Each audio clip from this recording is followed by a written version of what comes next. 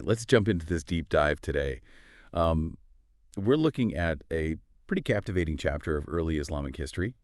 And, I think it's important to go beyond just like the usual narratives that we hear and really dig into some accounts surrounding Prophet Muhammad, peace and blessings of Allah be upon him, and Imam Ali, peace and blessings of Allah be upon him, that we don't always hear about. Yeah. And these stories, I think, offer a really interesting glimpse into, what happened in those early days after the Prophet's passing, peace and blessings of Allah be upon him, and like some of the challenges, right, that came up during that time. But before we get into that, I think it's important to acknowledge right off the bat that, we're dealing with some sensitive stuff here. These events have been interpreted in a lot of different ways by different people over time, and we're going to encounter different perspectives about what exactly went down, right? Yeah. But our goal, at least for this deep dive, is to really stick to the information that you've brought in from these really fascinating sources. Just kind of explore these different perspectives without, us taking sides or trying to push a certain agenda. Right. So, with all of that said, let's dive in. Yeah. One of the things that we found that's maybe the most intriguing and maybe kind of unsettling is this idea that there was a plot to poison Prophet Muhammad, peace and blessings of Allah be upon him. So maybe we can start there. What do we know about this plot? Yeah, so this account we find in Tafsir Al-Qummi, and I think to understand how serious this allegation is, we got to think about the people that are involved. Because according to this source, the people behind this were actually Aisha and Hafsa, the wives of Prophet Muhammad, peace and blessings of Allah be upon him. That's incredible. And I know that the source, it connects this to a specific Quranic verse. Exactly, yeah. Can you tell us a little bit more about that? What verse is it? Yeah, so it cites Surah Mumtahanah, verse 60.11, and this verse, it deals with a situation where you have a Muslim woman, she leaves her husband and then goes to join the disbelievers. Oh, wow. So this verse says that if that woman's dowry had passed away from her husband, he can't get it back. Okay. And how does Tafsir Al-Qummi connect this verse to the poisoning?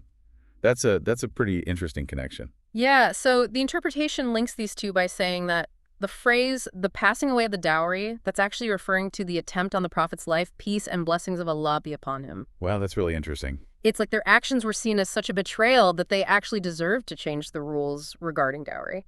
Right, because usually, that dowry would be returned, but in this case, it's like, whoa, this is such a severe act that you don't even deserve to have that back. Exactly. Wow, that's really powerful. I mean, it really raises a lot of questions, though, doesn't it? For sure, yeah. Like, what could have possibly motivated these women?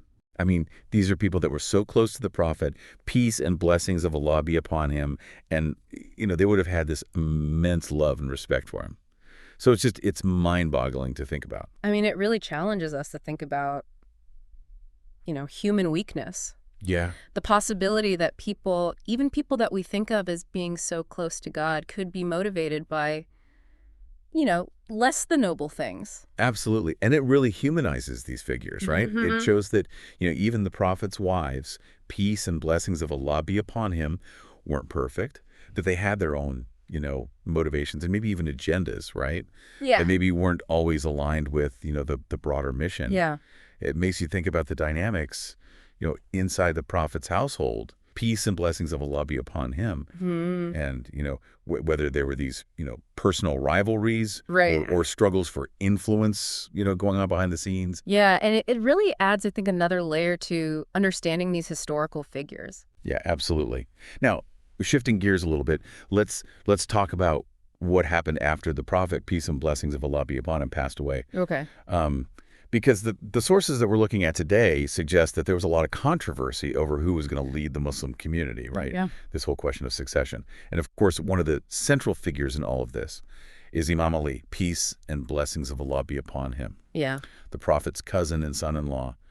What do these sources say about his claim to leadership? Well, the sources, they highlight a lot of different pronouncements and events that are attributed to the Prophet, peace and blessings of Allah be upon him. And they say that these events, they actually point to Imam Ali, peace and blessings of Allah be upon him, as the designated successor. I mean, there are a ton of narrations about this, especially in Shia sources. Yeah. And we know, of course, that history took a different turn, right? Other individuals, came to power, like Umar and Abu Bakr. And it's really striking how the sources make this comparison between these events and this story on the incident of the golden calf after Prophet Musa, peace and blessings of Allah be upon him, dies. Right. Can you unpack that for us a little bit? Yeah, for sure. So in Surah Taha, it talks about how when Prophet Musa, peace and blessings of Allah be upon him, was away, the Israelites, they were led astray by this guy named Samiri. Right. And they started worshiping this golden calf. They basically abandoned the true path, Allah's commandments. And they started following this false idol. And the sources, they argue that rejecting Imam Ali's claim, peace and blessings of Allah be upon him, and what some people did afterwards, it's basically like another deviation. Okay. Like they're going against what Prophet Muhammad, peace and blessings of Allah be upon him, had set forth. Right. It's kind of this idea that, humans make mistakes, right? Even when there's very clear guidance. And it's interesting to see how the sources connect these two events together. Yeah. Now, another point that I found really interesting in the sources is this idea that there were these deliberate attempts to kind of push Imam Ali, peace and blessings of Allah be upon him, to the side. Yeah. To marginalize him and suppress his claim to leadership. And they give some specific examples of how this played out. Yeah, they do. What are some of the key instances that they point to? Well, one of the most well-known examples is the incident of Fadak. Okay. So Fadak was this really fertile piece of land, and it was gifted to Lady Fatima. Peace and blessings of Allah be upon her, the Prophet's daughter. Peace and blessings of Allah be upon him, and also Imam Ali's wife. Peace and blessings of Allah be upon him. Right. And after the Prophet passed away, peace and blessings of Allah be upon him, it was taken from her. Wow. So, the sources are basically saying that this wasn't just about a piece of property, Yeah. right? Right, yeah. It was more symbolic, right? Mm-hmm. Like it was a way to kind of undermine her status.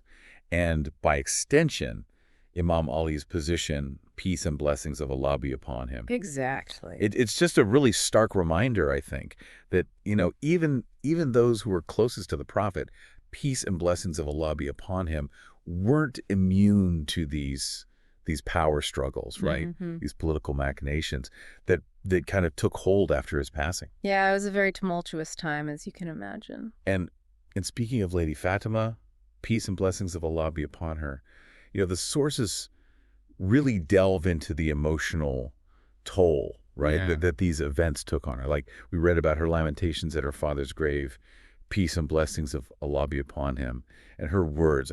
They're so powerful, especially as they're preserved in, texts like Nahj al-Balagha. It's really heartbreaking. Yeah, they are. And even, her sermon at the mosque, right? Yeah. She confronted the people that had wronged her. And it's such a powerful example of her courage, her eloquence. Yeah. She challenged the people in power and defended her family's rights. And she did it with so much conviction.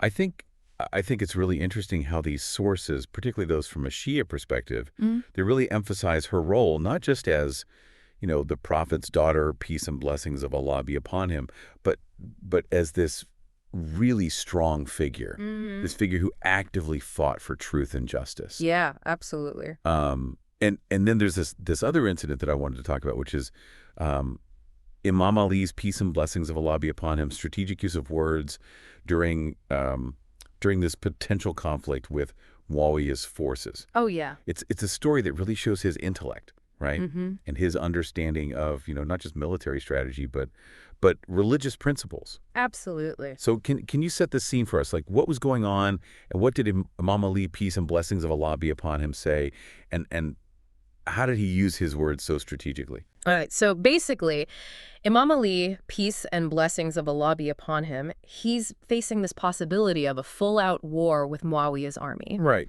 And this conflict, could have led to a lot of bloodshed, obviously. But instead of, going head on, he used this really smart tactic. Okay. So what was the tactic?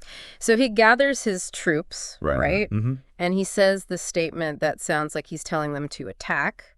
He says, "By God, we would slay Muawiyah and his men." Wow. Right. It's pretty bold. Yeah. And it probably, really got his people fired up and scared his enemies. Right. But here's the key, right? Yeah. There's this little qualification that he adds to the end of the statement. Oh, okay. Almost like a whisper. Okay. He says, "If Allah wills." Wow, that's really interesting. So it's like he's saying, I'm ready to fight, Mm-hmm. but ultimately it's up to God, right? Whether Exactly. we're victorious or not. Yeah, and this aligns with, the principle of predestination. Right. It acknowledges that victory or defeat, it's in God's hands. Okay. Yeah, that makes sense. I mean, this incident also brings up the concept of taqiyya in Shia Islam, right? Yeah, it does. So for those who maybe aren't as familiar with that term, can you explain what taqiyya is? Yeah, taqiyya is basically when you conceal your true beliefs. Okay. If you're in a situation where revealing them could put you in danger, Right. it's something that people have often misunderstood. Yeah. But it comes from this need to protect yourself in a dangerous situation. So some people, they look at Imam Ali's statement where he says he'll fight, Mm-hmm. but then adds, if Allah wills. Right. They see this as an example of taqiyya. Okay, so he's navigating this complex political landscape, Yeah. right? Where speaking out directly against those in power could have, gotten him in a lot of trouble. Exactly. So it's like he's using his words carefully, right? Mm-hmm. To get his point across, but to also protect himself and his followers. Yeah. He's balancing his religious convictions with the reality of being a leader in a difficult situation. Right, right. I mean, it's a really fascinating example of his wisdom and his strategic thinking. We've covered a lot of ground in this first part of our deep dive. We've talked about attempts to poison the Prophet, peace and blessings of Allah be upon him, the controversy surrounding the succession, and the marginalization of Imam Ali, peace and blessings of Allah be upon him. We've also touched on the life of Lady Fatima, peace and blessings of Allah be upon her, and her incredible courage in defending her family and speaking out against injustice. But there's still so much more to unpack, right? Absolutely. Yeah. So in our next part, we're going to delve into some of the actions of those who took control after the Prophet's passing. Peace and blessings of Allah be upon him. Okay. We'll look at those actions in light of those sources that you've brought and explore the potential consequences of their choices. So stay tuned. Yeah. Looking forward to it. So who is more ignorant than I, my God, of his own right conduct? Who is more heedless than I of his own good fortune? Who is further than I from seeking to set himself right? For I spend the provision you deliver to me in the disobedience you have prohibited to me. Who sinks more deeply into falsehood and is more intensely audacious in evil than I? For I hesitate between your call and the call of Satan, and then follow his call without being blind in my knowledge of him or forgetful in my memory of him, while I am certain that your call takes to the garden and his call takes to the fire. Glory be to you. How marvelous the witness I bear against my own soul and the enumeration of my own hidden affairs. And more marvelous than that is your lack of haste with me, your slowness in attending to me. That is not because I possess honor with you, but because you wait patiently for me and are bountiful toward me, that I may refrain from disobedience displeasing to you, and abstain from evil deeds that disgrace me, and because you love to pardon me more than to punish. O God, this is my neck enslaved by sins. Bless Muhammad and his household and release it through your pardon. This is my back, weighed down by offenses. Bless Muhammad and his household and lighten it through your kindness. Welcome back.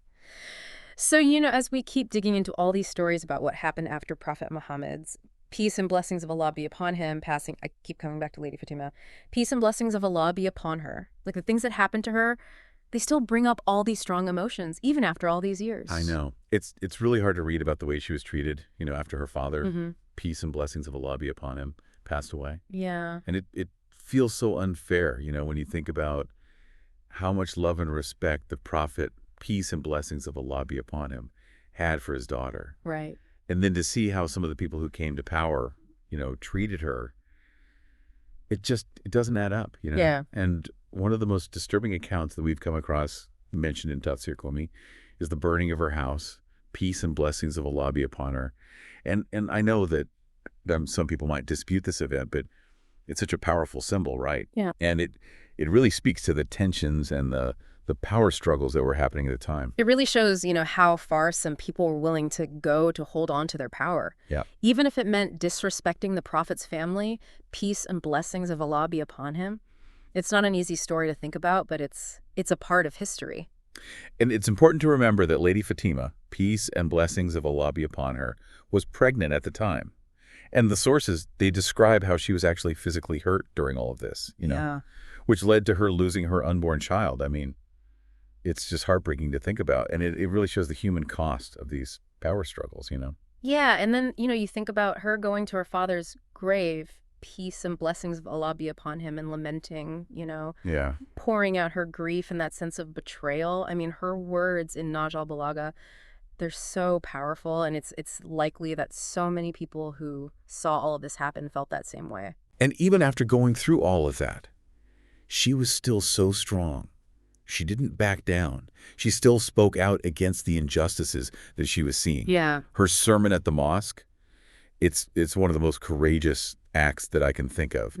She didn't care that it might cost her something to stand up to those in power. She was determined to speak the truth. And, the sources paint her as this woman of incredible faith, eloquence, and strength. Her words continue to inspire people today. She was resilient. She never gave up on fighting for justice, and her love for her family and the Prophet's teachings, peace and blessings of Allah be upon him, it just shines through everything she did. It's really inspiring. And one thing that I found really interesting in these sources is this emphasis on divine justice, especially from a Shia perspective. Like, even though it might have looked like the people who wronged the Prophet's family, peace and blessings of Allah be upon him, had gotten away with it, the sources are saying that ultimately they're going to be held accountable. Exactly. And it's not just something that the Shia believe, it's rooted in the Quran itself. Like in Surah Zumar, verse 39.32, it talks about how those who defy Allah and reject his signs and fabricate lies against Apana, they're going to face punishment. And the sources that we're looking at, they see verses like this as this promise that justice will prevail, even if we don't see it happen in this life. It's a message of hope, for those who feel like justice wasn't served. And this idea of divine justice, it connects directly with this Shia belief in the return of Imam Mahdi.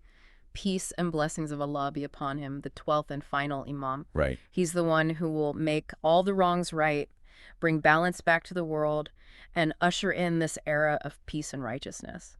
It's such a beautiful belief. It gives people hope that even though bad things might happen in the world, eventually good will triumph. Now let's talk a little bit about some of the specific things that the people who came to power after the Prophet, peace and blessings of Allah be upon him, did. Things that the sources kind of criticize. Yeah. One story that really stands out to me is this conversation between Imam Ali, peace and blessings of Allah be upon him, and Ibn Abbas. It's recounted in Tafsir Al-Qummi. What happened there? Yeah, that story, it really exposes some hypocrisy going on, Okay. in the leadership at the time. Okay, so what happened? Well, Imam Ali, peace and blessings of Allah be upon him, he's questioning Ibn Abbas about why he's supporting the new leaders, even though they're going against the Prophet's instructions, peace and blessings of Allah be upon him, about who should take over. Right.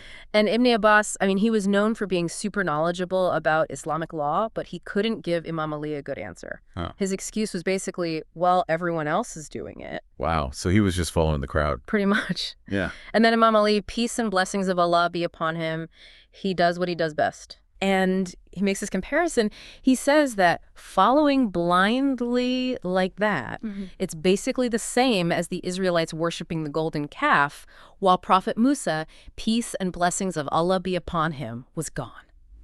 Wow, that is such a powerful analogy. It's like he's saying, hey, just because everyone else is doing something, it doesn't mean that it's right. Exactly. You have to think for yourself. Yeah. Use your own judgment, especially when it comes to faith. Because it's so easy, to just go along with the crowd, especially when it comes to religion. Yeah.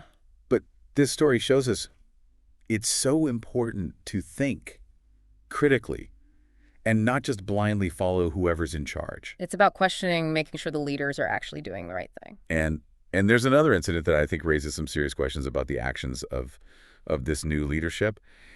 It happened while the Prophet, peace and blessings of Allah be upon him, was very ill. Yeah. And it's a really sensitive topic, but it's important to discuss. Of course. What happened? Well, the sources describe how the Prophet, peace and blessings of Allah be upon him, was very sick. Yeah. Right? And he asked for writing materials. He wanted to dictate his last will and testament. Oh, wow. Imagine. That could have prevented so much conflict, Right. Given everyone clear guidance about what should happen after he was gone. Right. But some of the people who were there with him, they refused. What? Yeah. Wow. They said that he wasn't thinking clearly, that he was delirious, and that the Quran was enough guidance. It's hard to believe, Yeah. that they would go against the Prophet's wishes, peace and blessings of Allah be upon him like that, especially at such a critical moment. Especially when respecting the Prophet's wishes, peace and blessings of Allah be upon him is like one of the most important things in Islam. I mean, even the Quran says so. Exactly. Surah Hashr, verse 59.7. It says that we should take what the messenger gives you and refrain from what he forbids you. And preventing the Prophet, peace and blessings of Allah be upon him, from writing his will, it goes directly against that, Right. And the sources make this argument that, by stopping him from clarifying who should be his successor, they actually created the very chaos that they were trying to prevent. It makes you think about their real motives, Yeah. Like, what were they really after? Were they truly trying to uphold the Prophet's teachings, peace and blessings of Allah be upon him? Or were they just looking out for themselves? Right. And this whole incident just highlights how important it is to look at the context of historical events, to think about the intentions behind people's actions. Because sometimes even seemingly small things can have huge consequences, Definitely. especially when it comes to leadership and religious authority. Yeah. And it's a reminder that just being close to a prophet doesn't necessarily mean that you understand their teachings or that you're a righteous person. Exactly. It's been really fascinating to see how these sources, especially the ones from a Shia perspective, they challenge the actions of those who took control after the prophet, peace and blessings of Allah be upon him, passed away. And I think it's so important to look at these alternative viewpoints, right? Yeah, absolutely. It's so important to be critical, to question the stories that we've always been told and consider other perspectives. And of course, as we've talked about, we need to approach all of these accounts with a critical eye. Yeah. Because history is always told from a specific viewpoint, right? And it can be shaped by personal biases and interpretations. This deep dive has taken us through some really heavy stuff. It has. We've talked about betrayal, power struggles, and just how even the people closest to the prophet, peace and blessings of Allah be upon him, were. Yeah, I think it's a journey that forces us to confront the messiness of history and the fact that humans, they make mistakes. They're driven by ambition. And even in the most sacred stories, you find those things, right? Exactly. But there's still more to come. In our last part, we're going to shift our focus a bit and talk about how these early events influenced the way Islam developed and how these stories continue to affect the world today. Looking forward to it. Wow, we've really gone deep in these last two parts, haven't we? It's pretty amazing to think about all the stuff that happened after Prophet Muhammad's peace and blessings of Allah be upon him, passing, all these conspiracies and power struggles. It really makes you realize that history is full of these intense and sometimes really dark moments. And as we've seen the sources we've been looking at, especially the Shia sources, they really challenge the actions of the people who, quickly took charge after the prophet, peace and blessings of Allah be upon him, passed away. And it's clear that these events and how people interpreted them, they've had a huge impact on how Islam developed over time. Yeah, for sure. I mean, those first few years after the Prophet's death, peace and blessings of Allah be upon him, they're crucial to understanding why the Muslim community ended up splitting into different groups. The question of who should lead the Muslims, how Lady Fatima, peace and blessings of Allah be upon her, was treated, what the new leaders did. All of that played a role in how Islam evolved. And it's incredible to see how these early historical narratives, they still influence the way people understand and practice Islam today. They're part of theological discussions and even political debates. Right, and what's really interesting is how these stories have been used throughout history to support all sorts of agendas. We see this thing called historical revisionism, where people will twist the events of the past or even just make stuff up to fit their own narrative. Yeah, that happens all the time. It's like history isn't just about the facts. It's about the story that we tell about those facts. Yeah. And who's telling that story, right? And what they're trying to achieve. It's up to us to be critical thinkers, to look at the evidence and be aware of the biases that might be shaping the way these stories are told. Exactly. And when we're talking about early Islamic history, it's super important to remember that there isn't just one perspective. Every group, every school of thought, they have their own interpretation of what went down. And a lot of times those interpretations are tied to political and religious goals. So what advice would you give to someone who's trying to make sense of all this? Someone who is not an expert in Islamic history. How can we approach these stories in a thoughtful way and come to our own understanding? That's a great question. I think the most important thing is to be skeptical of anyone who says they have the absolute truth, especially when it comes to history. Hmm. The reality is that history is messy, it's complicated, and there's always room for different interpretations. So look for different sources. Don't just stick with one person's point of view. Yeah. Read what scholars from different schools of thought have to say. Read different historians, compare their perspectives, look for common themes but also differences, and see if you can spot any biases. I love that advice. It's all about being an active learner, not just taking things at face value. And it really goes back to this idea of critical thinking that we've been talking about this whole time. Absolutely. Critical thinking is essential when dealing with any kind of history, but it's especially important when we're dealing with topics as sensitive as the ones we've been discussing. We need to question assumptions, challenge what we think we know, and be open to new ideas. I know I've learned so much in this deep dive. It's really challenged my own understanding of this crucial period in Islamic history. And it's made me appreciate the complexity and richness of these narratives and how much they still matter today. Yeah, I think that's what makes studying history so fascinating. It's not just about memorizing facts. It's about, having a conversation with the past, grappling with tough questions. And it helps us understand ourselves and the world we live in a little bit better. So for all of you listening out there, I encourage you to keep learning about this part of Islamic history. Dig into the sources we've talked about, find other perspectives, and have conversations with people about what you're learning. And as we wrap up, I want to leave you with this thought. Even with all the controversy, the betrayals, the struggles for power, the message of Islam, the message of peace, justice, and submission to God, it's still a powerful force in the world. So let's try to live by those values, work together to create a future where unity and understanding are stronger than division and conflict. Thank you so much for joining us on this deep dive.